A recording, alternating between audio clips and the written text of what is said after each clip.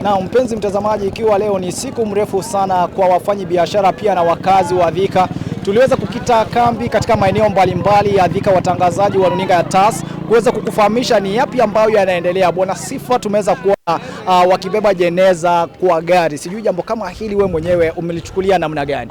Mimi naona jambo la waandamanaji kubeba jeneza, naona ni kama kumbukumbu yao kwa kumbuka wale walioaga dunia wakati wa maandamano yale ya Parliament mwaka 2024 pale.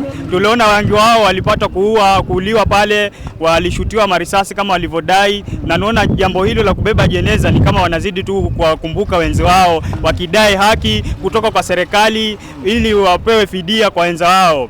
Naam, ukiangalia ni vyema ndio watu kuandamana, lakini ukiangalia barabara Bwana Sifa zimeweza kufungwa, ukiangalia wameweza kuweka mawe kwa barabara, kuna fujo ambazo pia zimeweza kushuhudiwa. Labda kumfahamisha yule mwananchi wa kawaida, unaweza kuchukulia jambo hili namna gani?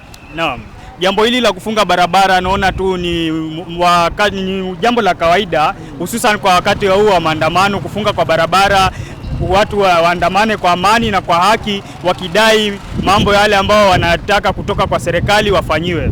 Naona ni hilo tu, hawakufunga barabara kwa njia mbaya naona, lakini walikuwa tu wanataka waandamane kwa amani. Na mpenzi mtazamaji, licha ya kila mtu kuwa na haki ya kuandamana, lakini ni vyema kuweza kuweka usalama, manake usalama, kudumisha usalama ni jambo muhimu sana kwa maisha ya wananchi. Ile hali biashara imeweza kufungwa, lakini tunatumai ya kwamba Bwana Sifa hali inaweza kuwa sawa kwa mida ya baadaye. Naam, labda pia wakati wa baadaye tutaona maybe Quickmart pale watakuwa wamefungua biashara zao, lakini kwa sasa tunaona pia Quickmart pia wamefunga pale, Naivas wamefunga milango yao, hakuna biashara zenye zinaendelea kwa sasa.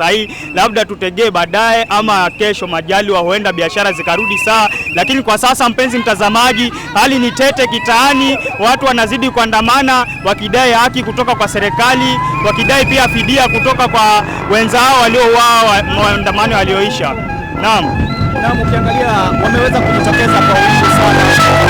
Ikiwa leo ni maandamano ya mwaka mmoja, wameweza kujitokeza sana kwa wingi, lakini tukimalizia Bwana Sifa, tutakuwa tukifahamisha mpenzi ama mtazamaji wa runinga ya TAS yale yote ambayo yatakuwa yakiendelea. Unaweza ukaingia katika mitandao ya kijamii ukatafuta runinga ya TAS pale, TAS TV official pale katika mitandao ya kijamii, ukaweza kutufuatilia ili tukaweze kukufahamisha ni yapi ambayo yatakuwa yakijiri katika eneo la Thika na kote ulimwenguni. Ulikuwa nami Anton Ombuyo Ogechi.